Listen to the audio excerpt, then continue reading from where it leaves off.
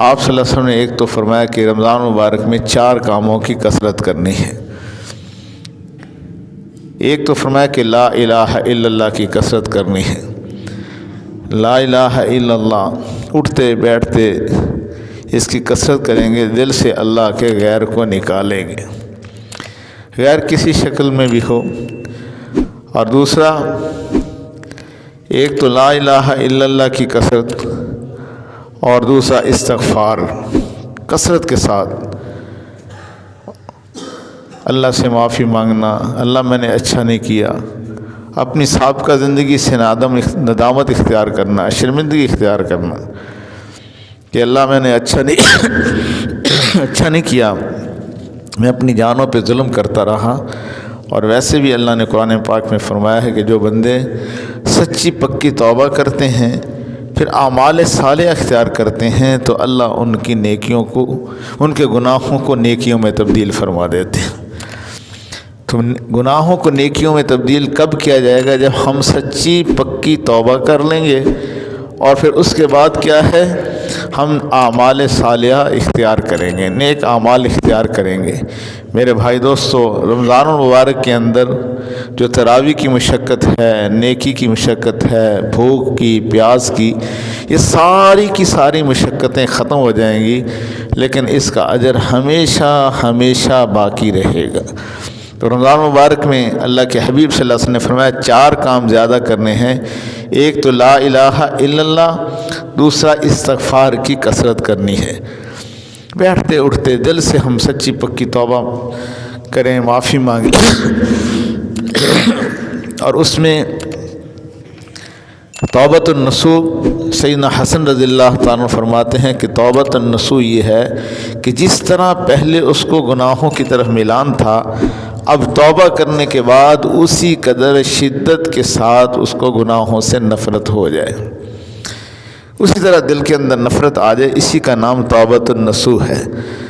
تو میرے بھائی دوستو، بعض دفعہ نفس اور شیطان انسان کو کہتا ہے جی کوئی نہیں، آپ کے تو اتنے گناہ ہوئے ہیں، یہ معاف کیسے ہوں گے، اس کی تو معافی ہے ہی نہیں، پھر آپ نے گناہ کرنے ہیں، پھر آپ سے گناہ ہو جانے ہیں، اس لیے گناہوں سے بچ نہیں سکتا، اس لیے کیا توبہ کرنی، کیا کرنا، بس چھوڑو، بس جیسے زندگی گزرتی ہے۔ تو یہ نفس اور شیطان کا بہت بڑا مکر اور حیلہ اور فریب اور بہت ہی بڑا ایک حملہ ہے۔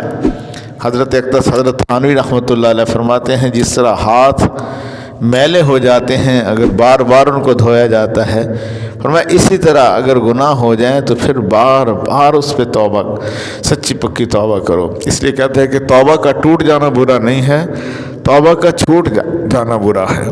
تو ہم کثرت سے استغفار کریں گے، اللہ سے معافی مانگیں گے، دل سے ندامت اختیار کریں گے، اور دل میں اگر کسی کے بارے میں بغض ہے، کینہ ہے، اس کو نکالنے کی کوشش کریں گے۔ ہم نے اپنے نفس کو راضی نہیں کرنا، اللہ کو راضی کرنا ہے۔ نفس کی مان دیں گے تو ہلاکت میں چلے جائیں گے، تو اس لیے اپنے سینے کو بے کینہ کریں گے رمضان مبارک کے آنے سے پہلے۔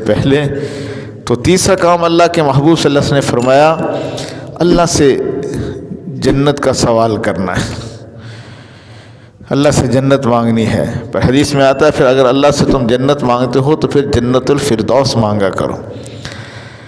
اور چوتھا کام کیا کرنا ہے؟ جہنم سے پناہ مانگنی ہے۔ اللہ مجھ سے تو دنیا کی گرمی برداشت نہیں ہوتی، جون جولائی کے مہینے کے اندر مجھ سے جو ہے سخت گرمی برداشت نہیں ہوتی، تو میں جہنم کی آگ کیسے برداشت کروں گا؟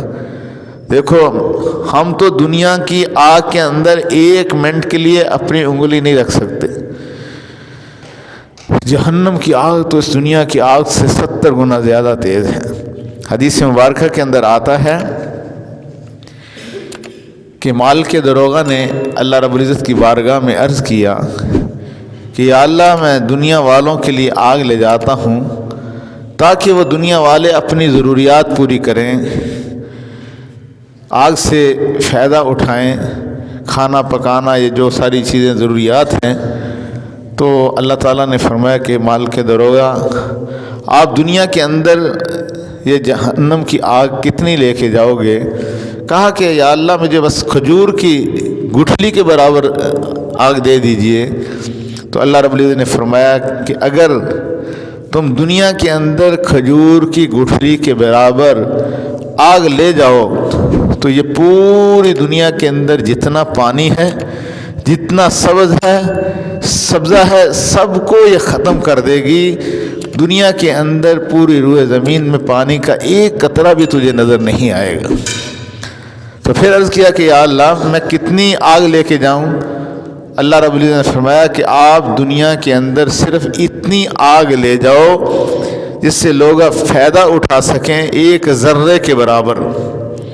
ذرہ کتنا کو ہوتا ہے بڑی مشکل سے ہمیں نظر آتا ہے، تو چنانچہ دنیا کے اندر جہنم کی آگ کا ایک ذرہ آیا اور وہ ہماری ہر چیز کے اندر دھنس گیا۔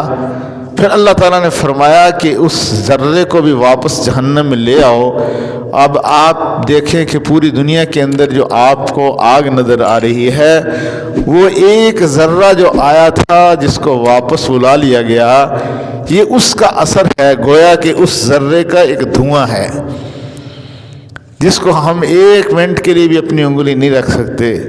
تو اس لیے اللہ کے حبیب صلی اللہ علیہ وسلم نے فرمایا رمضان مبارک میں جو 4 کام زیادہ کرنے ہیں، ایک تو لا الہ الا اللہ، دوسرا استغفار کی کثرت، تیسرا کیا ہے اللہ سے جنت کا سوال کرنا ہے، اور چوتھا کیا ہے جہنم سے پناہ مانگنی ہے۔ میرے بھائی دوستو، جہنم کی آگ بہت سخت ہے، جس کا ایک ذرہ آنے سے اور اس کو بھی واپس بلا لیا گیا، اس کا اثر ایسا باقی ہے کہ آپ اندازہ لگائیں کہ دنیا میں آگ جو ہے ہم اس میں تھوڑی دیر کے لیے بھی اپنا ہاتھ نہیں رکھ سکتے، تو جہنم کی آگ کس سے کتنی زیادہ سخت ہے۔ اللہ ہم سب کی حفاظت فرمائے۔ کبھی تھوڑی دیر